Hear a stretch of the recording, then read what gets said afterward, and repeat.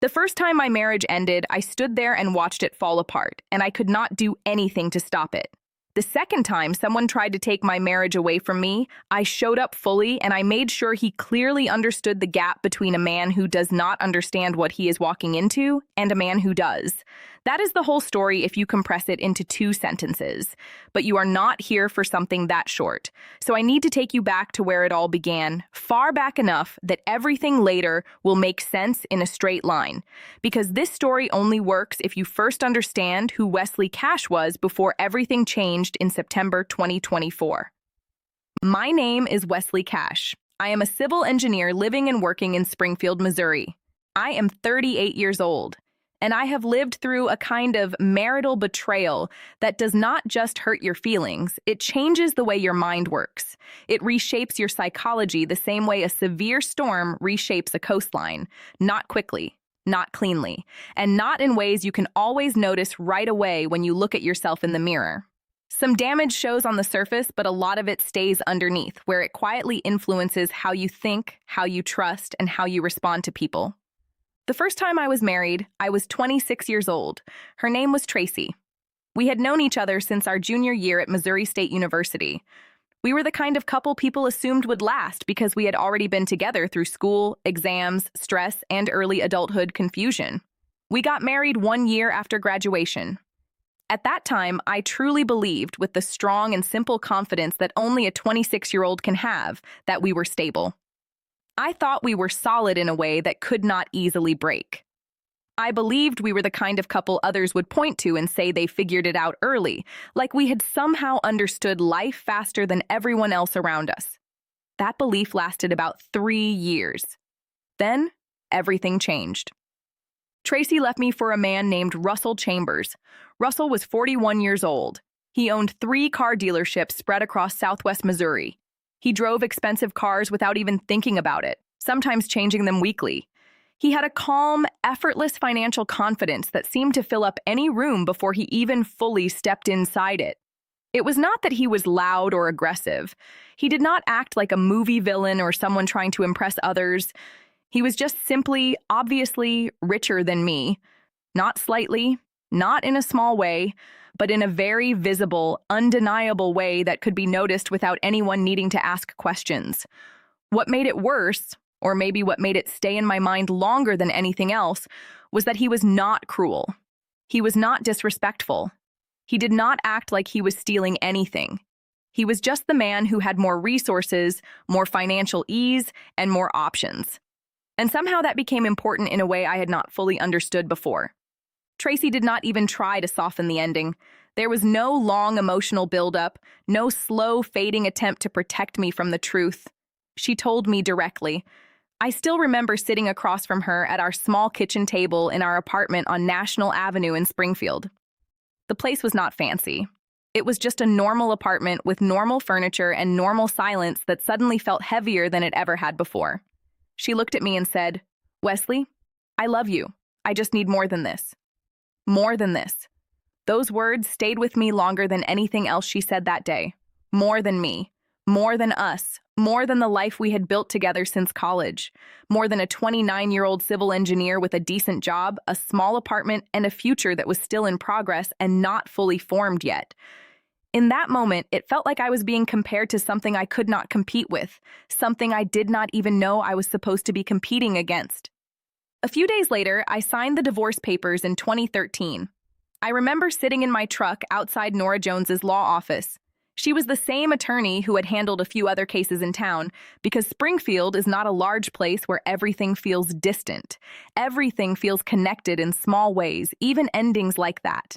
I was 29 years old at the time, sitting alone in that truck, looking forward at a life that suddenly felt unfamiliar. And I made a decision right there, quietly, without telling anyone. I decided I was going to be fine. I decided I would rebuild everything. And I decided that I would never, for as long as I lived, become the kind of man who could lose his wife simply because another man had more money. At that time, I thought that decision made me stronger. I thought it was clarity. I thought it was discipline. What I did not realize was that I was not just making a decision to move forward, I was also making a decision to carry something with me that I had not properly dealt with.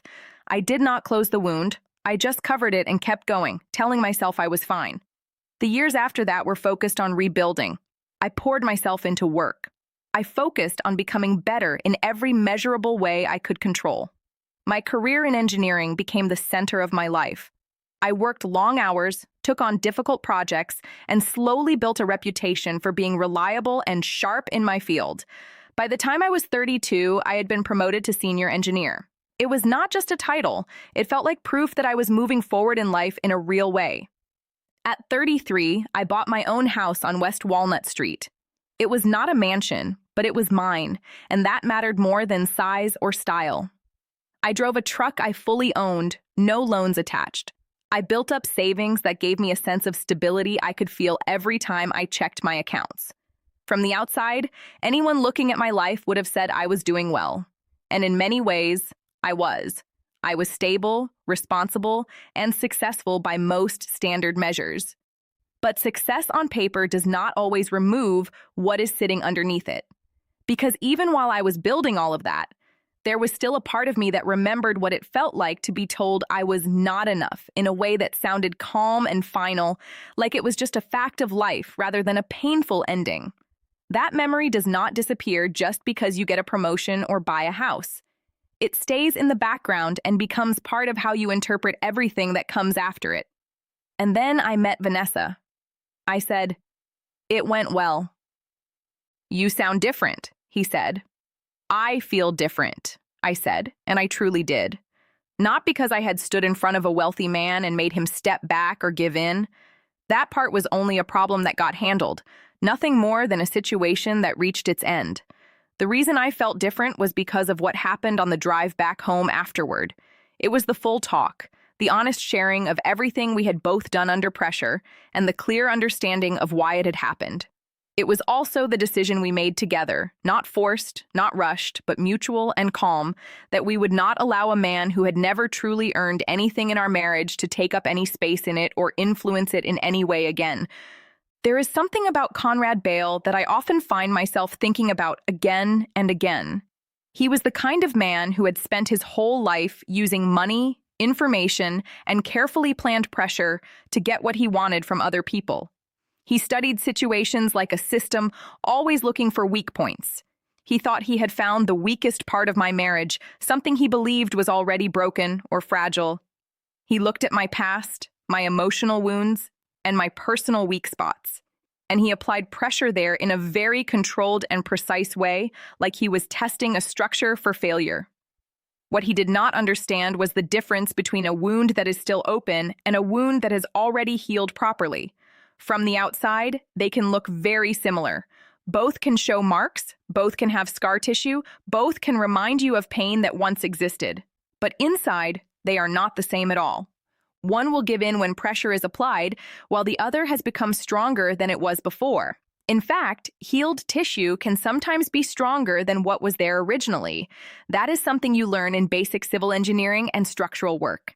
And honestly, Conrad should have done his homework better before trying what he tried. By October 2024, life on West Walnut Street had gone back to its normal rhythm again. The kind of rhythm that feels familiar and steady, like the house itself is breathing in a calm way. Saturday mornings were again for coffee, with Vanessa having her usual black coffee and mine with 2 sugars, just the way I like it.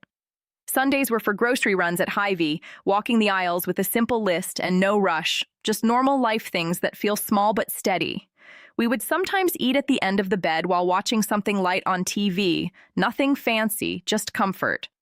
We still had date nights at Flame Steakhouse, where the ribeye was still cooked perfectly and still one of the best things on the menu, and the staff still recognized us when we walked in, which gave a small feeling of belonging. There were also new changes in our lives, not dramatic ones, but steady and meaningful ones.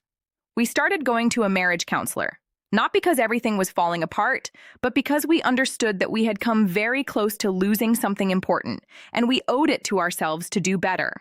We wanted to understand each other more deeply and make sure silence or assumptions never built walls between us again. The counselor we saw was Dr. Angela Parton on East Sunshine Street in Springfield. She was practical in her approach, very clear in her words, and she did not add drama where none was needed. She had a way of pointing out truths without making them feel heavy or overwhelming. We met her twice a month, and honestly, those sessions became some of the most useful hours of my week. They helped us slow down and actually hear each other properly instead of just reacting. We talked again about the question of kids, but this time we did it properly. No avoiding it, no leaving it unfinished, no putting it aside like before. We went through it carefully and honestly, step by step, and made a decision together. It is something I will not go into detail about here because I have learned that not every part of a marriage needs to be shared with others, even when the story is being told in good faith.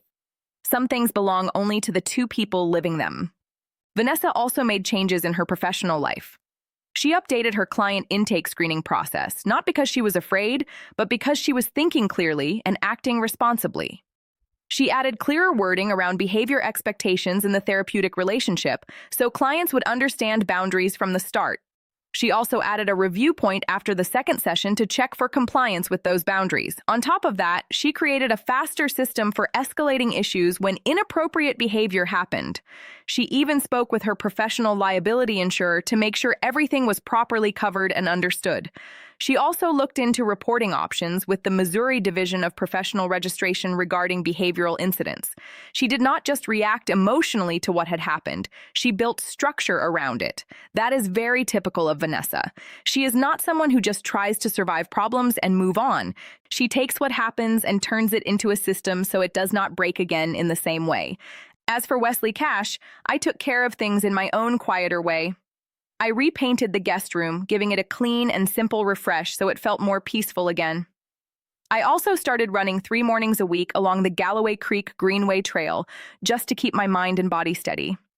I started making ribs on Saturday afternoons more often, something I had gotten good at, and it filled the house with a smell that made everything feel warm and normal, like life was in the right place again. I also kept the porch swing in good condition. Last spring, I refinished it properly with a dark walnut stain and 2 full coats so it would last longer and look better. Vanessa even said it looked better than it ever had before, and I agreed with her. There is something interesting about that idea. How some things in life, when you take care of them properly, do not just stay the same. They actually improve over time instead of wearing down. If you liked this story, you can join our community by hitting the like button and subscribing for more family-centered stories like this one.